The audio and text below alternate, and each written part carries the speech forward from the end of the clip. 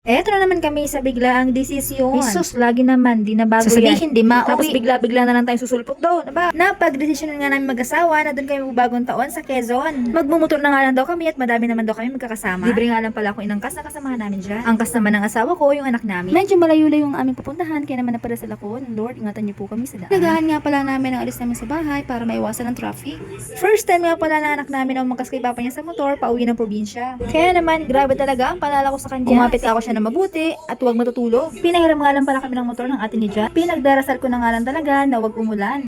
Madalas kasi kapag umuwi kami ng Quezon na nakamotor, lagi na lang maulan. Huminto nga pala muna kami sandali at may bumili ng prutas, pasalubong. Kinumusta ko na nga rin pala yung anak ko dyan kung okay lang siya. Hindi ko na nga pala to ulitin, ay pangkasaan ako sa motor pauwi ng probinsya. Pagkapahinga nga ng kaunti kami umalis na ulit. Buti na lang at medyo maganda ang panahon. Malayo-layo pa nga aming pupuntahan ay kaso nakaramdam na kami ng gutom. Bigla ko nga palang naalala na may bawang kaming kanin, kaya naman ulam na lang ang bibilhin namin. Dito nga pala sa tabi ay madaming kainan. Dito nga pala nila napiling kumain, kaya naman bumaba na kami. Nakakatuwa nga at napakaganda ng tanawin. Bilib na bilib ka na naman. Dati nga pala nung wala pa kami motor kami nag-commute. Ay kaso nga lang kapag ganitong buwan ay napakahirap sumakay. Naalala ko pa nga noon mula Katanawan ako'y nakatayo hanggang Batangas. Kaya kung kayo magbibiyahe, maaga pala magpa-reserve na kayo. Idagdag pa na sobrang malulayin ko sa biyahe. At yan na nga, nagsimula na nga kaming kumain. Nag-order nga lang pala ako ng isang toko at baboy at saka isang hamsilog para sa aking anak dahil may baon naman kaming kanin. At pagkatapos nga namin kumain, ay dumaan muna kami sa tindahan na pasalubong. Buko pay nga pala ang binili nila. Dahil nga masarap ang buko pay dito. Nakakatuwa nga at may pa-free taste pa si ate dyan. Di ko na nga lang din nakuha ng video dahil hindi rin naman ako bibili. Nang mga oras nga na yan, muntikin pa mawala ng perang kasama ko dyan. Hindi ko naman napansin dahil busy ako mag-video. Buti na lang talaga at hindi pa kami nakakaalis. Eto nga ang kagandahan kapag nakamotor kayo o di kaya may sarili kayo sa sasakyan. Yung bang malayo ka makakabili ng pasalubong. At pagkatapos nga nilang mamili ay kami dumiretso na ulit. Dito nga pala kami dumaan sa tinatawag na ng bypass. Sa pagkakaalam ko ay bago nga lang pala to. Ang lawak-lawak nga ng kalsada at wala masyadong sasakyan dito. Dito nga lang pala to sa Pagbilao. Okay, correct na lang ako guys kung mali ako. Huminto nga muna kami sandali at sila daw ay magkakape. Hapon na nga ng mga oras na yan kaya naman nakakaramdam sila ng pagod. Sabi ko nga ako naman na mag-drive ay kaso ayaw naman nila pumaya. Tutulak ko lang naman eh.